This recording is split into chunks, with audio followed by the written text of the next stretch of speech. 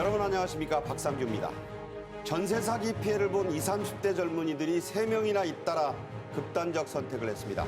윤석열 대통령은 피해 주택의 경매를 중단시키는 등 특단의 대책 마련을 긴급히 지시했습니다.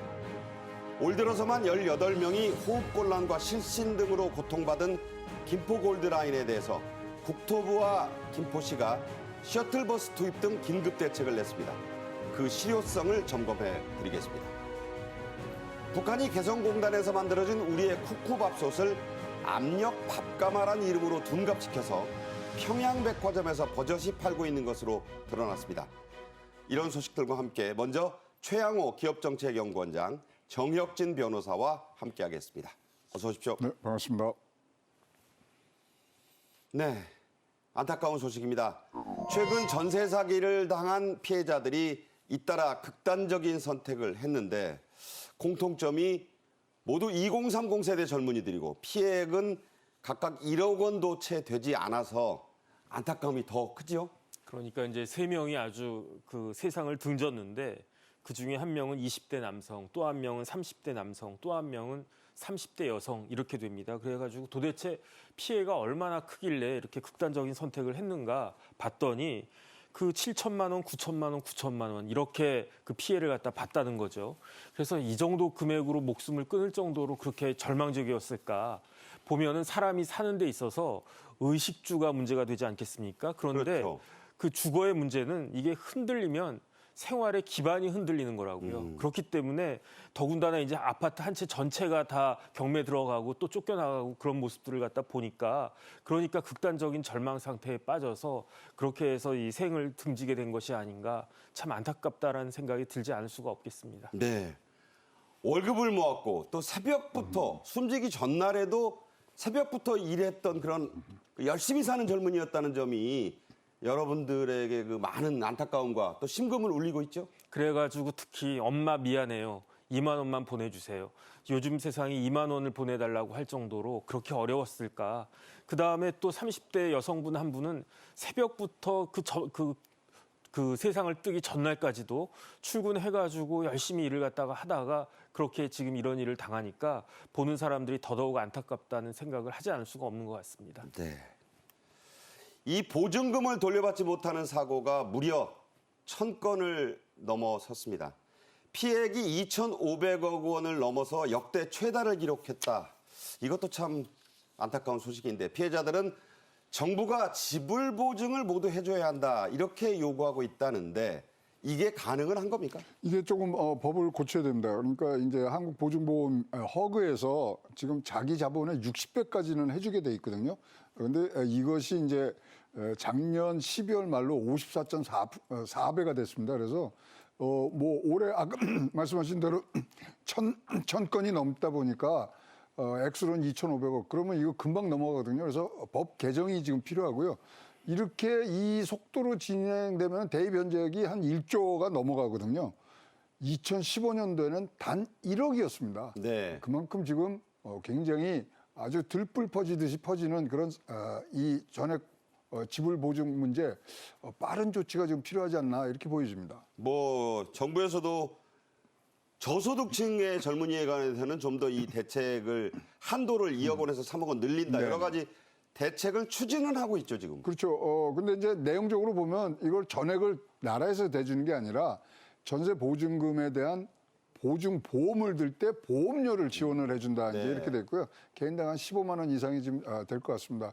어쨌든 간에 또 자격이 굉장히 힘들어요. 5천만 원 이하의 소득이 있어야 되고 무주택자고 이런 것들이 지금 굉장히 많고 이 세 분의 이런 죽음을 볼 때 사실 전세 사기 피해 확인서를 받을 길이 없으니까 극단의 선택을 한 그런 주요 동기가 됐거든요. 네네. 이런 것들을 할 때는 정부에서 어떤 뭐 이런 신고센터라든가 이런 것들을 활용하면 충분히 이런 아주 뭐 개탄스러운 일이 안 일어날 수 있는데 조금 더 많은 대책들을 필요로 하고 있습니다. 네. 모든 죽음, 특히 한창 나이 젊은이들의 이 극단적 선택은 참으로 참담하고 안타까운 소식입니다만 인천에서 전세 사기를 당해 극단적 선택을 한 여성 박모 씨, 올해 31살이었습니다.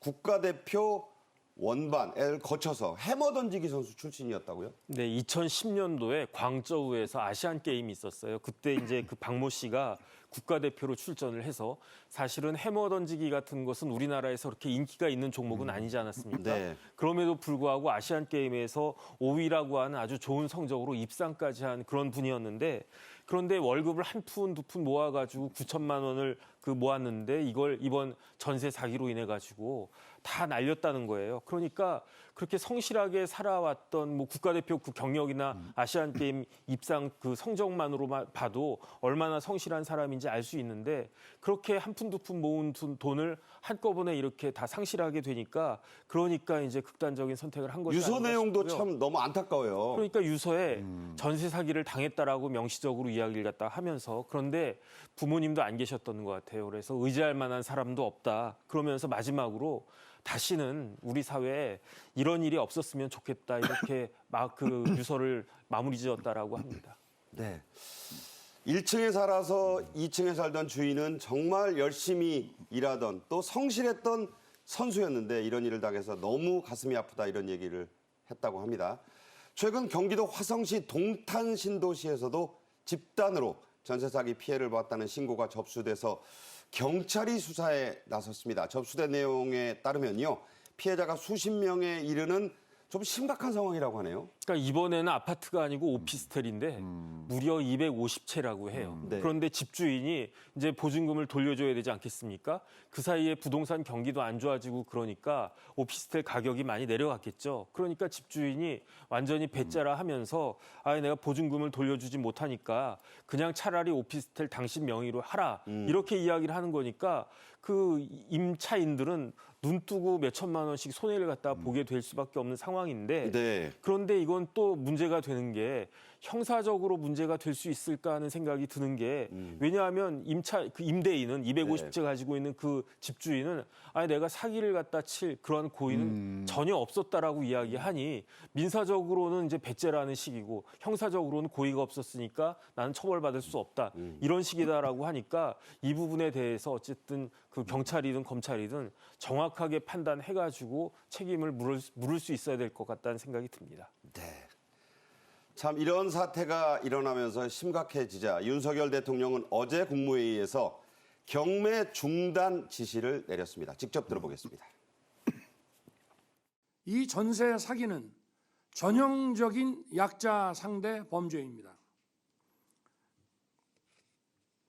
이 비극적 사건의 희생자 역시 청년 미래 세대입니다. 대통령은 회의에서 국토교통부 장관이 보고한 전세 사기 피해 관련한 경매 일정의 중단 또는 유예 등 대책을 제가한 뒤에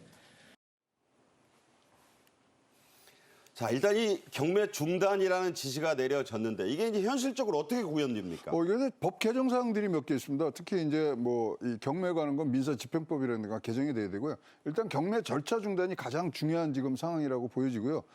피해 주택을 사실 공공에서 매입하는 방법도 있습니다.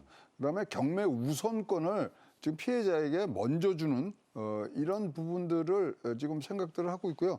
일단은 모든 것이 피해자 특별금융으로 조금 포커스가 되면은 굉장히 효과적인 그런 방법으로 생각이 되고 있습니다. 법적으로도 이게 좀 문제가 있을 텐데 신속하게 할 방법은 없을까요? 법적으로는 사실 쉽지가 않습니다. 네. 왜냐하면은 민사집행법을 보면 강제집행, 경매가 이제 강제집행 아니겠습니까? 강제집행을 중단할 수 있는 사유가 몇 개가 안 돼요. 네. 대표적인 게 어떤 거냐면 채무자, 이 케이스 같은 경우 임대인일 텐데 채무자가 돈을 채권자들한테 다 변제한 경우 같은 경우에 그 강제집행이 중단이 되는데 그건 현실적으로 지금 상황에서는 불가능하고 그래서 제가 곰곰이 생각을 해봤더니 채권자인 금융기관들이 법원에다가 강제집행 절차를 좀 연기해달라 이렇게 연기 신청을 하고 법원에서 이것을 인용을 갖다 해주면 그러면은 시간을 좀 벌 수 있지 않을까 하는 생각이 드는데 네. 그래서 대통령이나 이제 국토부 장관이나 이게 강제집행 절차가 중단된다라고는 말을 명확하게 하시지는 않은 것 같고요. 그 방안을 모색해 보겠다 이런 정도로 지금 이야기한 거 아닌가 싶습니다. 네. 이 법적인 절차가 늦어지는 동안에 더 피해자가 나지 않도록 정부는 좀 더 신속한 대책을 마련하겠다는 방침을 밝히고 있습니다. 이와 관련된 정부의 구체적인 정책 대안은 내일 이 시간에 더 자세히 다뤄드리겠습니다. 다음 주제로 넘어가죠. 또 하나의 문제가 요새 있습니다. 올 들어 18명이 호흡곤란, 또 실신해서 쓰러진 김포 골드라인, 화려한 이름이 무색한 지옥철 논란이 일고 있는데요. 먼저 영상으로 보시죠. 로 치면은 혈관이 막혀 있거나 지금 울혈 현상을 보이는데요. 이 부분을 빨리 풀어가지고 긴급 소통을 하고.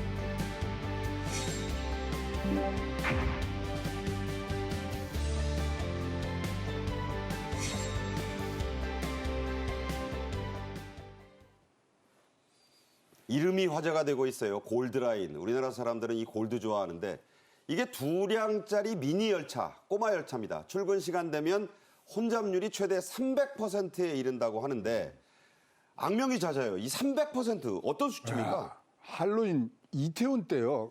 1평방제곱미터에 9에서 10명이 있었거든요. 그랬죠. 그러면 김포 골드라인은 얼마냐면 지금 7에서 8명입니다. 미국에서 재난청에서 지금 쾌적한 부분이 2에서 3명이거든요.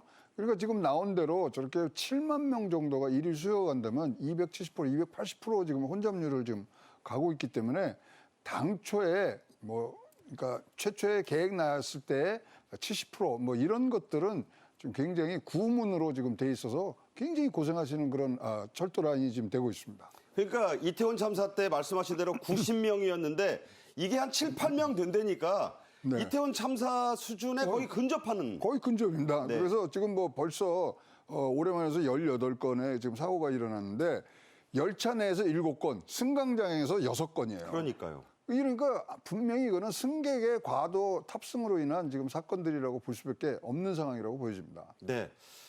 현장 영상을 보면서 얘기를 이어가 보겠습니다. 말씀드린 대로 이태원 참사가 연상된다는 얘기가 이게 좀 현실감이 있게 다가오는데 한번 보겠습니다. 정 변호사님, 직접 타보지는 저도 않았어요. 그런데 타본 사람들 얘기를 들어보면은 상황이 매우 심각해 보인다고 하는데. 그러니까 최 원장님 말씀하신 것처럼 285% 서울에서 아주 혼잡한 열차가 네, 지금 보면요. 저게 내부 카메라로 본 거예요. 네네. 저 흔들릴 때마다 밀리는 거 보십시오. 네. 저게 185%가 이제 서울이라고 하는데 그것보다도 거의 2배 가까이 이제 혼잡하다는 이야기가 아니겠습니까? 그러니까 압사당할 것 같다는 비명이 나올 수밖에 없지 않나 하는 생각이 들고요. 그 결과로 5일에 한 번꼴로 안전사고가 나는데 안전사고가 어떤 것이냐? 기절한 사람까지 나오고요. 네. 호흡곤란이나 이제 공황장애 같은 경우는 거의 진짜 여러 번 있는 것 같고 그렇기 때문에 옛날 저희 어렸을 때 탔던 만원 버스하고도 비교할 수 없는 그런 상황이 아닌가 그 정도로 젖어지는 않았어요. 네. 기절, 과호흡, 공황장애가 5일에 한 번꼴로 난다고 하니까 이거 대단한 거 아닙니까? 이러다가 진짜 큰 사고가 나면 그때 가가지고 또 소 잃고 외양간 고치는 식으로 이렇게 하겠습니까? 그러니까 이 부분에 대해서는 빨리 시급한 대책이 필요하다라고 생각이 됩니다. 네. 직접 타보지 않고는 말을 하지 말라는 이 김포 골드라인의 현실인데요. 실제로 의식을 잃었던 시민분의 인터뷰를 저희가 직접 들어봤습니다. 들어보시죠. 지하철을 타려고 줄을 서잖아요, 이제. 예. 맨 앞줄에 서 있어도 지하철이 들어왔을 때 이제 맨 앞줄에 있는 사람은 한 명도 못 타고 그냥 보내야 될 때가 있거든요. 입구까지 사람이 꽉 차 있어서. 네, 그래서 지하철 한 2-3번 그냥 그렇게 보낸 적도 있고 그럽니다. 아무래도 2칸은 너무 적다. 김포 시민이 적은 것도 아닌데 그 많은 사람들이 이제 다 타는 건데 2칸은 너무 적다. 그냥 이런 식으로 얘기들 많이 하시는 것 같아요. 저 노란 조끼 입고 등을 보이시는 노인분, 김포 골드라인에 이제 지키시는 분인데 저분 안 다칠까 싶은 저는 그 사진을 보면서 생각이 들었어요. 김포 시민들 사이에서는 골드라인이 아니고 골병 라인이다. 이거 비아냥 아니겠습니까? 예, 비아냥뿐만 아니라 지금 사태의 심각성을 나타내는데 지금 인구가 48만이단 말이죠. 근데 서울로 출근하시는 분이 10만 8천 명이에요. 네. 그러다 보니까 지금 버스 노선이 정규 노선이 지금 70번 하나 있고요. 여기에 이제 보조적 역할을 해야 되는 부분들이 있는데 그러다 보니까 뭐 아까 말씀하신 대로 하루에 타는 사람만 7만 8천 명인데 이거 감당했는데 있었을까? 근데 재미난 거는 이 김포 골드라인이요. 이게 국가의 예산하고요. 지방채가 전혀 들어가지 않은 순수 민간 자본이에요. 네네. 그러다 보니까 아끼고 또 줄이고 맨 처음엔 4량 했다 3량 했다 2량으로 줄고 하는 등등의 여러 가지 문제점들이 나오겠는데 근본적인 이 뭐 대책이 없는 한 김포에 지금 예정돼 있는 인구 수는 70만이거든요. 지금 48만에서 70만으로 또 신도시들이 더 들어가면 이거는 뭐 골병 라인이 아니라 바로 응급실 되는 부분들이 있다고 보여집니다. 네. 아까 외양간 말씀하셨는데 이게 벌써 사고 시그널이 지금 강하게 오고 있는 상황입니다. 원희룡 국토부 장관이 현장 점검에 나섰는데요. 이런 얘기를 했습니다. 들어보시죠. 혈로 치면은 혈관이 막혀 있거나 지금 울혈 현상을 보이는데요. 이 부분을 빨리 풀어가지고 긴급 소통을 하고 이 효과를 보면서 그 다음 대책들을 고민하도록 하겠습니다.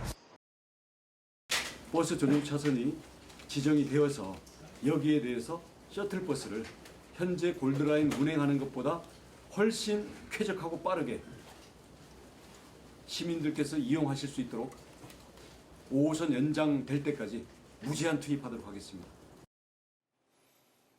네. 원장관도 이렇게 얘기를 했고 서울시와 김포시가 인접해 있어서 이 협의를 했고요. 대책을 마련하겠다는 입장을 냈습니다. 자, 어떤 처방들을 내놨나요? 일단은 지하철, 경전철에 대한 대체 교통 수단은 결국은 버스 아니겠습니까? 그러니까 버스를 증차하겠다. 가장 간단하고 쉬운 해법일 텐데 거기에다가 개화역에서 김포공항 그 구간에 버스 전용 차로를 조속하게 설치를 하겠다. 네. 그래야지 버스가 빨리빨리 갈 수 있으니까. 그러네요. 그다음에 이제 지하철역에서 사고가 날 수 있으니까 커팅맨이라고 해가지고 잘라주는 사람. 예, 사람들이 이렇게 몰리지 않게끔 이거는 반드시 필요할 것 같고요. 그다음에 좀 장기적인 사업으로 지하철 5호선을 연장해야 되겠다. 이런 사업들도 이야기 나오는 것 같은데 이건 뭐 당장은 어렵겠죠. 그다음에 심지어 수륙 양용 버스까지도 도입을 하겠다라고 하니 정말 어떻게 보면 좀 황당한 그런 대책일 수도 있겠다는 생각이 드는데 이런 이야기까지 나올 정도로 김포 골드라인이 심각한 문제다라고 그렇게 생각할 수 있겠습니다. 지금 아픈 부위에 직접 칼을 대기가 어려우니까 우회로를 찾는 방법들이 나오는 거잖아요. 네네. 수륙 양용 버스 말들이 많은데 어떻게 생각하십니까? 저는 수륙 양용 버스 여태까지 본 적이 한 번도 없고요. 네. 그다음에 이제 그러다가 뭐 강에서 또 사고가 나면 어떡할까? 일단 또 그런 트라우마도 우리 사회에 있지 않습니까? 이게 과연 현실성이 있는 것인지는 좀 지켜봐야 되겠습니다. 네. 자, 이런 대책들이 나오는 가운데 오는 24일입니다. 다음 주 수요일이 되겠는데 이때부터 출근 시간대인 오전 6시부터 8시 사이에 대체버스 40대를 투입하기로 했습니다. 자, 이 대체버스 40대 네. 효과가 얼마나 있을까요? 40대면은 뭐 한 73%까지 뭐 줄인다는 얘기가 있는데 사실 40대가 갑자기 투입이 되면 2시간 동안에 지금 투입이 되는 거거든요.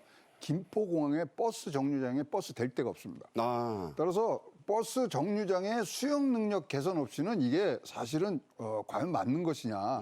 그리고 지금 뭐 저희들도 계산해 보면 일단은 우리가 안정적으로 갈 수 있다면은 84대가 들어가서 한 1,600명 정도를 감소시켜줘야 되거든요. 이걸 84대를 3분 배차례로 한다 그러면 김포에서 서울로 출근하신 다른 분들도 굉장히 지장을 받을 수 있는 부분들이 있다고 보여지거든요. 그래서 지금 급하게 내놓을 게 아니라 차근차근하게 전체를 좀 보면서 해주셨으면 좋겠고요.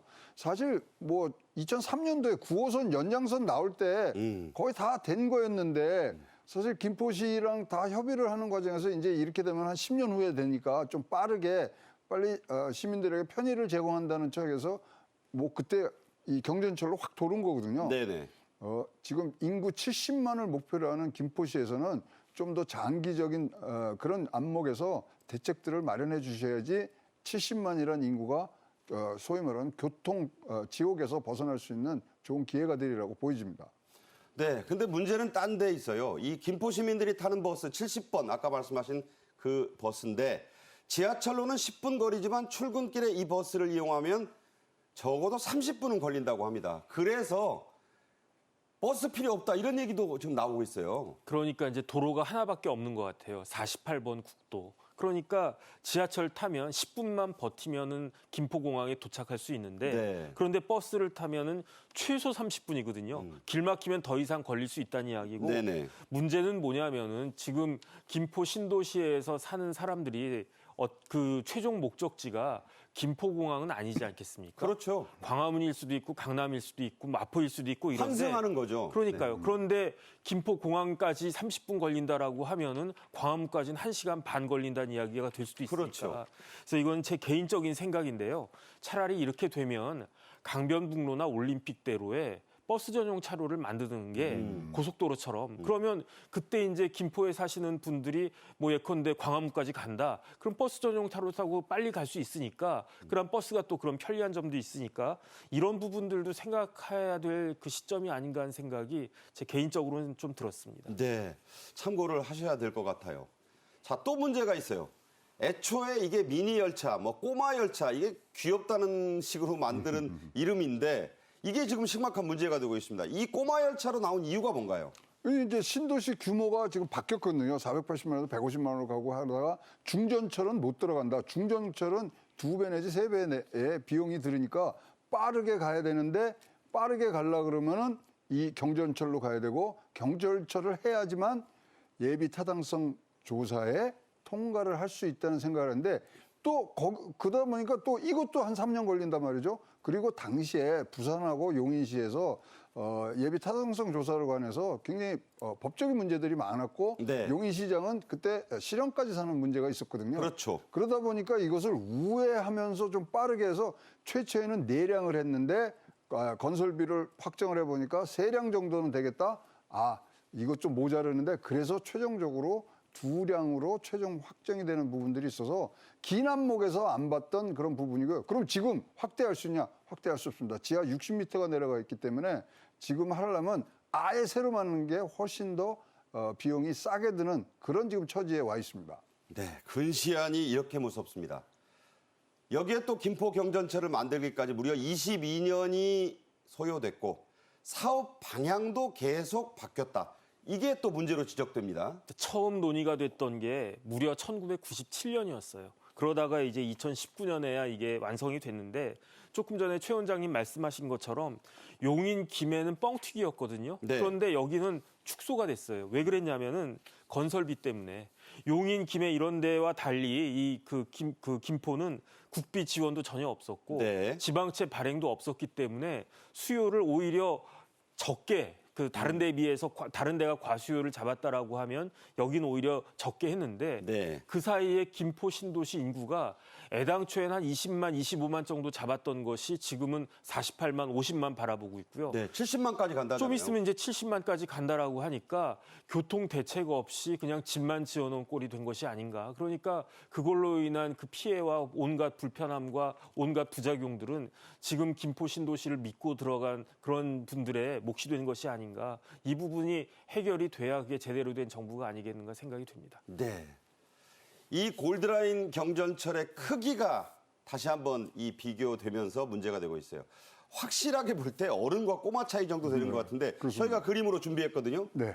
자, 일반 지하철이 저 정도 19.5에 3.12 되는데 자, 네. 경전철 저만하다는 거예요. 네. 그러니까 아까도 말씀드렸지만 건설비가 굉장히 적게 들고 지금 폭과 길이가 굉장히 짧은 부분들이 있기 때문에 사실 저렇게 이제 뭐 지금 뭐 와서 우리가 졸속이라고 비난하기엔 좀 어렵습니다만은 사실 9호선이 김포까지 오는 부분들이 사실 굉장히 많이 논의가 됐다가 아까 말씀드린 신도시 규모가 바뀌는 바람에 이제 바뀌었거든요. 네. 그래서 굉장히 뭐 아까 정확한 지적을 해주신 것처럼 좀 졸속적인 눈앞에 그런 사업비만 보고서 저것들을 축소한 그런 경우가 되겠습니다. 네. 시간당 수송 능력 또한 최대 4만 명으로 일반 지하철보다 7만 명이나 적다. 이 부분도 지금 많이 문제라고 지적합니다. 그렇습니까? 여기 이제 들어가는 게 70명이 가장 뭐 여유롭고 하는데 뭐 다른 걸 보면은 좀 125명까지 들어가야 되니까 굉장히 축소가 돼 있거든요. 그렇다면은 경정철이라는 것은 그 주요 이 운송 수단의 보조적 역할을 계속 해줘야 되는데 네. 그것이 안 돼 있고 사실 또 김포가 굉장히 이제 이런 인프라적인 문제에서 국도 48번 하나가 있었고 철도가 안 들어왔던 부분들에 어떤 보조적 보완적 역할을 해야 되는 부분을 조금 예타를 면제하기 위해서 쉽게 우회하다가 지금은 70만 도시를 바라보는 이런 시점에서는 어려움을 겪고 있는 그런 지경이라고 보여집니다. 네. 이러다 보니까 사고도 계속 이어졌습니다. 지금까지 난 사고를 좀 일지 형식으로 정리해 주시죠. 그러니까 이제 2019년도에 운행이 시작이 됐는데 운행하기 전부터 사고가 났대요. 그래가지고 결함 문제로 개통이 무려 2번이나 늦어졌는데 그러다가 2020년 5월 달에는 전동차가 정지가 됐었고요. 그다음에 2020년 12월 달에는 600명이 1시간 동안에 그 전동차 안에 감금되는 그런 사고도 있었고 네. 그다음에 심지어 2023년 올해죠. 2월 달에는 관제실에서 화재까지 발생할 정도로 이건 제가 살면서 처음 들어본 그런 이야기거든요. 그러니까 뭐든지 어떤 일이든지 간에 좀 시간이 흘러갈수록 시스템이 안정이 되고 개선이 되고 그래야 되는데 이거는 더 이제 이런 식으로 문제가 된다라고 하니까 결국은 지난 3년 동안에 고장난 것이 무려 2,000건이라고 합니다. 그러니까 이거는 김포 시민들은 무서워서라도 이게 경전철 이용하는 게 쉽지 않을 텐데 그럼에도 불구하고 다른 대체 수단이 없으니까 울며 겨자 먹기로 이렇게 이용할 수밖에 없지 않나 그런 생각이 듭니다. 네. 정부는 이 대책을 일단 서두르고 있습니다. 우선 내년 9월로 예정된 11량 증편을 석 달 정도 앞당기겠다는 입장인데요. 이런 것을 포함해서 앞으로 어떤 추가 대책이 나와야 된다고 보십니까? 이게요, 지금 굉장히 재미난 이 구조를 갖고 있는 게 사업 시행자하고 소유자는 김포시예요. 근데 시설 관리 업무는 지금 국가철도공단하고 서울교통공사가 하고 있어요. 그다음에 운영 관리는 김포 골드라인 운영회사인데 이거는 서울교통공사에서 출자한 회사입니다. 책임지는 그런 분야가 없어요. 그럼 김포시에서 딱 맡아서 하든지 사실 재미난 부분도 경기도에서 굉장히 깊숙이 관계해야 되는데 경기도는 또 빠져 있지 않습니까?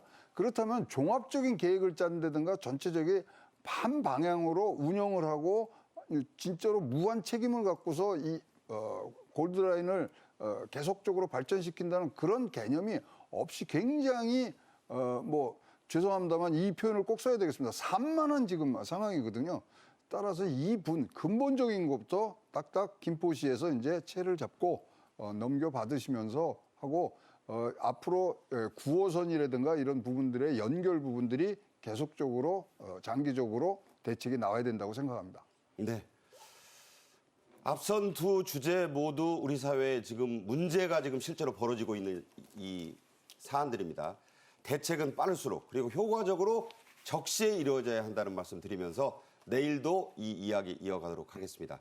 최양호 기업정책연구원장, 정혁진 변호사와 함께했습니다. 잘 들었습니다. 네. 네, 다음 코너입니다. 개성공단에서 만든 현대차를 평양 시내버스로 무단 사용하다 딱 걸렸던 북한이 이번엔 개성공단의 쿠쿠밥솥을 압력 밥가마라는 상표로 가리를 해서 평양백화점에서 팔다가 국제적 망신을 사고 있습니다. 먼저 영상으로 보시죠.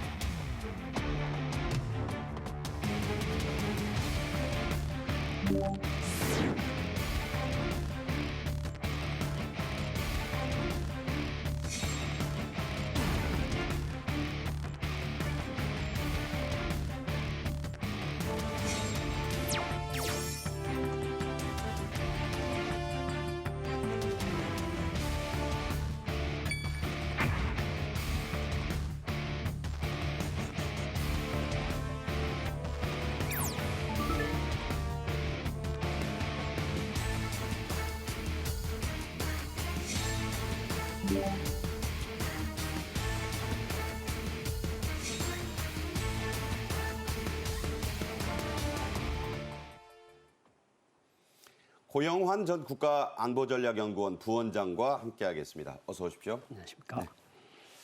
앞서 시원한 그림 보여드렸는데 KC-330 시그너스, 이게 백조란 뜻인데요. 그 공중급유기의 훈련 모습이 공개됐습니다. 이른바 하늘의 주유소라 불리는 공중급유 수송기인데 정확히 어떤 거죠? 그러니까 우리 파리랑 독일 베를린 갈 때 타는 에어버스 330이라는 비행기가 있습니다. 있죠. 예. 중장거리용.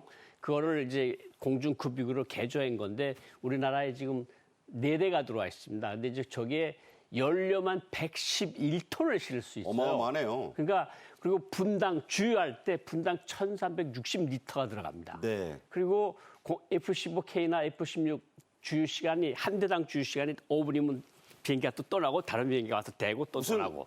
이 지상에 자동차 주유하듯이 빠르네요. 자동차 주유하는 거 훨씬 빠르죠. 예. 네. 그래서 7,400회나 작전을 수행했었는데요. 이 공중급유기가 실제 훈련하는 영상을 저희가 준비했는데요.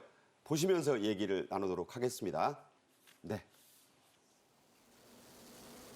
자, 저 모습인데 우아해요, 모습 자체가. 저거 이제 그 공군 쪽에서 근무하는 사람들한테 이제 비행기 이름을 지었다는데 이제 별자리라는 뜻이래요. 저 백조자리. 백조자리. 시그너스라는 시그너스. 게. 예, 예. 시계 이름도 있어요. 예, 시그너스라고. 시그너스. 그래가지고 그거를 이제 해서 정말 백조처럼 우아하게 난다 그래서 저렇게 했는데 저게 어떤 측면이 있는가 하면 비행기는 떠오면 기름이 없으면 금방 내려와야 돼요. 그렇죠. 근데 저거는 저 공중 지휘기하고 저것만 띄워놓으면 전투기가 몇 시간이고 공중에서 떠서 할 수 있으니까 우리 공군의 전투력이 굉장히 올라가는 그런 거로 될 수 있다고 볼 수 있고요. 저게 이제 붐이라는 식으로 해서 이제 갖다 대면 쭉 빨아들여서 그게 그러니까요. 그냥 기름이 쫙 하고 들어가는 건데 지금 저 모습이 보이지 않습니까? 자동으로 연결이 되는. 예, 네. 그래서 저게 530km로 시속 나는데 가서 딱 같이 지금 똑같은 막 시속으로 주유가 되면서 끝나서 이제 떨어져 나가는 떨어져 모습이고요. 나가고 예. 그런 건데 저게 정말 어떤 측면에서 굉장히 좋다고 볼 수가 있는가 하면 우리가 저 비행기가 들어오기 전에는 우리가 이제 이어도도 있고 독도도 있지 않습니까? 그렇죠. KF-16 같은 거는 독도까지 가느라면 독도 상공에서 5분밖에 활동을 못 해요. 그러니까 그냥 갔다 오는 거예요. 그렇죠. 그리고 이어도는 10분이고. 근데 저 급유기에서 급유를 하고 있으면 1시간이고 90분 동안이고 계속 작전을 할 수 있는 거예요. 지금 뭐 러시아 비행기, 중국 비행기, 우리 카디즈 계속 침범하고 그럼 대응을 해야 되는데 5분 대응하다 와야 되잖아요. 저 비행기가 없으면. 네네. 근데 저게 있으니까 저렇게 우리 공군 전투력이 비상이 올라갔다고 볼 수 있는 거죠. 그러니까 저렇게 간단히 공중에서 급유하는 것의 가장 큰 장점이 원장님 말씀하신 대로 작전 시간을 느린다는 건데 네. 어느 정도로 늘어나는 건가요? 그러니까 저게 이제 우리가 보통 KF-15 같은 F-15K 같은 거는 뭐 이어도 같은 데 가서 뭐 10분, 20분밖에 못 했대요, 원래. 그리고 저 이 독도 같은 거는 이제 30분인데 저게 이제 가서 비행기가 떠 있으면서 급유를 하면 90분까지도 늘어날 수 있다는 그러니까 거예요. 1시간씩 임무 가능 시간이 연장된다는 연장이 되는 거죠. 대단한 거죠. 그러니까 네. 다른 비행기들이 계속해서 떠서 올 필요가 없이 그 비행기들이 계속 1시간 동안 작전을 할 수 있다는 거예요. 그러니까 뭐 그런 말이 있다 그래요. 뭐 그 우리 기원 전, 기원 후 이런 말을 하잖아요. BCAD 뭐. 근데 예. 저거에 나오면서 뭐 BKAK 그러니까 K 급유 K330이 나오면서 before K330이 있고 after K330이 있어서 BKAK로 나눈다. 그러니까 저 공중급유가 나오면서 공중전의 양상이 달라졌다는 것을 조종사들이 저런 말로 한대요. 그런 비유를 들으면 네. 이게 이제 BCAD가 그 그리스도의 출현을 계기로 한 거잖아요. 그렇죠. 그러니까 거기에 비유해서 KC-330의 출현을 하기 전과 후로 나뉜다. BKAK로 바꾼 거죠. 네, 그렇게 예. 쉽게 예. 말씀을 드릴 수 있겠네요. 이 KC-330이 실제로는 어떤지 조종사들의 말을 들어봤습니다. 직접 들어보시죠. 조종사들은 항상 연료에 대한 압박감이 있는데 KC-330 공중급유기는 이 압박감에서 벗어나 본인의 기량과 전투기 성능을 최대로 이끌어내게 해줘 유사시 공중 대응과 전력 운영을 가능하게 하는 우리 군의 핵심 전력입니다. 공중급유를 통해 우리 공군의 작전 영역을 한국 공영 넘어 전 세계로 확장시키고 있다는 점이 무척 자랑스럽습니다. 이 작은 찰나의 순간, 그 순간을 급유하기 때문에 항상 그 비 페이션트 한다는 마음으로 임무에 집중하고 있습니다. 네, 참으로 마음 든든합니다. 자, 다음 주제로 넘어가겠습니다. 지난 시간에 전해드렸는데요. 평양의 시내버스로 둔갑한 현대차. 미국의 민간 위성으로도 이게 확인이 됐다. 어떤 기술을 적용한 겁니까? 뭐 결국은 위성에서 다 본다는 거죠. 위성에서 보는 거고 또 사실은 북한 관영 TV에도 나왔어요. 네, 나왔죠. 예, 그래서 로고만 살짝 가리고 색깔 조금 저거예요. 예, 왼쪽에 그 빨간 선 안에 있는 차. 그냥 우리 시내버스하고 비슷하잖아요. 그냥 시내버스에 그 색깔을 조금 다시 진하게 칠하고 로고를 지우고 평양시를 다니고 있는 거예요. 네. 우리 자산이. 네네. 근데 이제 이번에 민간 위성은 열적외선 카메라로도 이 돌아다니는 모습이 포착됐다, 감지됐다 이런 얘기죠? 그렇죠. 열적외선 카메라, 그러니까 미국 서방 나라들의 그 열적외선 카메라가 있거든요. 그러니까 개성공단에서 다니는 거. 저기 이제 빨간색으로 표시되고 선 안에 예. 저런 게 이제 다 보이는 거예요, 위성으로. 위성으로 보이고 위성에서 또 저거 움직이는 걸 관찰할 수 있고 그리고 이 공장 자체도 어쨌든 열적외선 카메라로 보면 가동 중인 그 공장들은 열이 12도가 나오는 거예요. 네네. 다른 거는 파랗게 되는데 저기 빨갛게 나오고. 아하. 그러니까 저기서 이제 위성으로 열적외선 카메라로 찍은 것만 해도 뭐 전자부품 공장, 차 부품 공장, 밥솥 공장, 그 여러 개의 공장들이 지금 열심히 가동 중인 것으로 열적외선 카메라 찍은 겁니다. 네. 자, 북한은요, 개성공단의 다른 공장들도 암암리에 가동해서 별의별 제품들을 다 만들어내고 있다고 하네요. 그러니까 지금 제일 그 흥미 있는 게 우리 말하면 쿠땡이라는 그 이제 뭐 쿠쿠 하셔도 돼요. 네, 쿠쿠. 그거 공장 솔직히 나올 때 거의 자재랑 다 두고 설비랑 두고 나왔거든요. 그러니까요. 이걸 가지고 자기네들이 만들어가지고 상표를 슬쩍 바꿨어요. 이른바 상표가리. 평양 압력 밥가마 해가지고 가마라 그럽니까, 북한에서는? 북한 밥가마라 그러는데 네. 그거를 해서 평양 백화점들에서 50에서 80달러씩 주고 팔아먹는다는 거예요. 그 정도면 어느 정도 가격인가요? 그러니까 북한 원래 밥가마는 한 10불에서 20불 정도 하는데 7, 8배. 예, 7, 8배를 주고 파는데도 그게 잘 팔린다는 거죠. 네. 이거 왜냐하면 우리 자재로 우리 설비로 만든 거니까 그리고 우리가 노하우를 알려줬으니까 그냥 저것들을 가서 우리가 가져오지 못했으니까 저것뿐만 아니라 섬유 공장도 그렇고 우리가 이제 정보 자산을 통해서 많이 보고 있는데 실질적으로 가동되는 공장은 20개, 지어 30개가 지금 가동이 되고 있다. 뭐 의류, 봉제, 임가공 관련된 것들은 거의 다 돌리고 있다 이런 얘기 있어요. 그러니까 우리 재봉틀, 우리 편집기 가지고 만들어가지고 지금 중국 쪽에다 팔아넘기고 북한 내부에 팔아먹고 뭐 있는 거죠. 베트남 이런 데도 뭐 내보내고. 그렇죠. 그러니까 이건 솔직히 말하면 강탈행위거든요. 네. 나쁜 말로 말하면 남이 거 훔쳐가지고 우리 거잖아요. 작물이죠? 작물이죠. 작물 가지고 또 만들어가지고 상표까지 붙여가지고 팔아먹는다는 게 사실 파렴치한 거거든요. 사실 이런 것들을 하고 있는 이 행동은 진짜 뭐 남북 어떤 신뢰관계에도 문제가 있고 유엔 안보리 제재에도 문제가 있고 여러 가지 걸리는 행위들을 저렇게 정말 눈앞에 이익만 쫓으면서 중장기적인 이익을 못 보는 거야. 저걸 보면 외국 어떤 기업들이 어떻게 생각을 하겠습니까? 그러지 않겠습니까? 아, 저 북한에 투자하면 결국은 2, 3년 있다 다 빼떨어가지고 자기네가 다 가지고 가는구나. 그러면 북한의 외자 투자가 안 되는 거예요. 네. 이 북한의 개성공단 무단 가동이 작년에는 한 10곳 정도 된다고 추정을 했었는데 올해는 30곳 정도로 3배가 늘었다고 하는데 이거 유엔 안보리 위반 행위 아닙니까? 유엔 안보리 위반이고 남북 합의 위반이고 기업들 간의 합의에도 다 위반한 거죠. 그러니까 위반을 한 것만 꼽아도 한 10가지 정도는 넘을걸요. 네. 자, 이런 상황이 되니까 우리 통일부가 10년 만에 장관 명의의 성명까지 내서 이런 부분을 성토했습니다. 직접 들어보겠습니다. 또한 북한은 여러 차례에 걸친 우리 정부의 촉구와 경고에도 불구하고 개성공단 내 우리 기업들의 설비를 무단으로 사용하여 재산권을 침해하고 있다. 이는 남북 사이 투자 보장에 관한 합의서와 북한의 개성공업지구법을 위반한 것으로 이러한 위법 행위를 강력하게 규탄하며 이에 대한 모든 책임은 전적으로 북한에 있음을 분명히 밝혀둔다.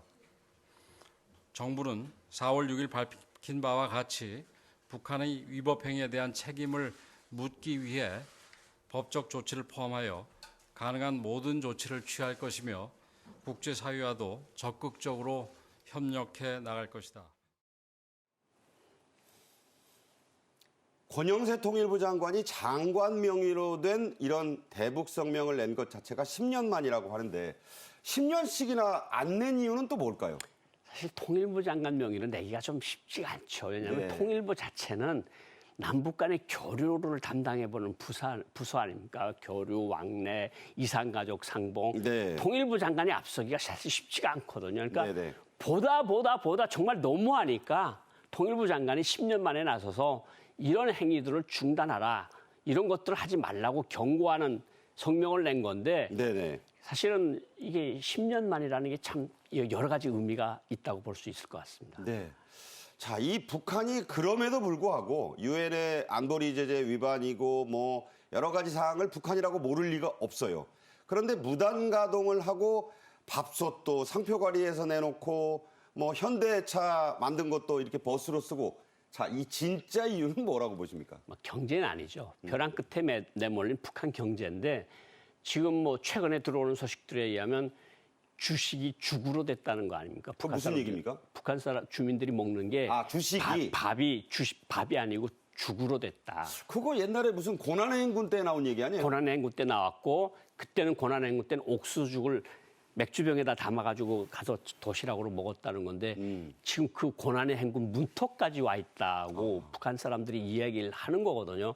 그러니까 지금 벼랑 끝에 매달려 있는데 또 북한은 또 국가 자산을 핵과 미사일 개발에 막 2조씩 쓰면서 뻥뻥 쏘올리고 있는 거 아닙니까? 네네. 그러니까 인민 생활에는 관심이 없다나니까 저렇게 국가의 좀 자원은 그런 데다가 다 쓰고 결국은 돈이 없으니까 이제 남의 거라도 좀 빼들어서 뭔가 만들어서 우리도 외화벌이 좀 하자. 그래가지고 개성공단 우리 제품, 우리 국민이 자산, 우리 기업이 자산을 자기 마음대로 저렇게 쓰는 행위는 사실 아까도 잠깐 말씀을 드렸지만 저런 걸 보면 국제사회에 지금 뉴스가 돼서 계속해서 나가고 뭐 위성이 보고 열적에선 위성이 보고 이렇다 그러면 네. 저 개성에 북한에 투자하려고 그랬던 사람들이 모두 저기는 안 들어가야 되겠다. 그럼 외국 투자가 들어가지 않으면 북한 경제는 되살아날 길이 전혀 없거든요. 네. 그러니까 김정은 하는 일이라는 거죠. 핵과 미사일 쏘고 평양시 거기다 아파트 건설하는 거에 모든 것을 집중을 하면서 그렇게 하고 있으면서 인민생활 먹고 사는 문제는 다 져버리고 그러니까 사람들이 웬만큼 사는 사람이 죽을 먹고 살고 웬만한 사람들은 밥을 못 먹고 죽도 못 먹는 이런 기아 상태만 몰리니까 뭐 남의 거라도 다 빼들어서 뭐 우리가 좀 써야 되겠다. 이런 강도적인 심보가 나온다고 생각을 합니다. 네. 경제는 아니다. 이제는 주식이 죽으로 바뀌었다. 그래서 또 해외벌이도 잘 안 되니까 네. 외화벌이도 그런 얘기 하셨고요. 그래서 우리 측에서 개성공단을 무단 가동하지 말라는 경고문을 지난 6일 북한 측으로 발송을 했는데 북한이 수신 자체를 거부하고 있어요. 이거 왜 그렇습니까? 뭐 수신 자체가 그러니까 북한이 이제까지 이전 정부에서 사실은 뭐 북한이 요구하는 대로 했고 한국 정부는 아무런 대응도 못했지 않습니까? 그러다가 윤석열 정부 들어서면서 원칙적인 대북 관계를 설정하겠다 그래서 원칙적으로 나가니까 이거 길을 들여야 되겠는데 길들여지지가 않거든요. 네네. 계속해서 지금 우리 입지를 가지고 있으니까 북한으로서는 이거 남북 통신선을 이거 뭐 또 그렇고 이거 뭐 거기다 대답을 할 필요가 뭐가 있어? 그냥 깡그리 무시해. 이래서 지금 무시하고 답변도 안 하고 있는 거 아니겠습니까? 네. 그 관련해서 말씀을 여쭤보고 싶은 게 이게 남북 간 군사 통신선 자체가 지금 불통이란 말이에요. 네. 불통이냐 차단이냐 여러 가지 그 얘기가 있지만 어느 쪽으로 보십니까?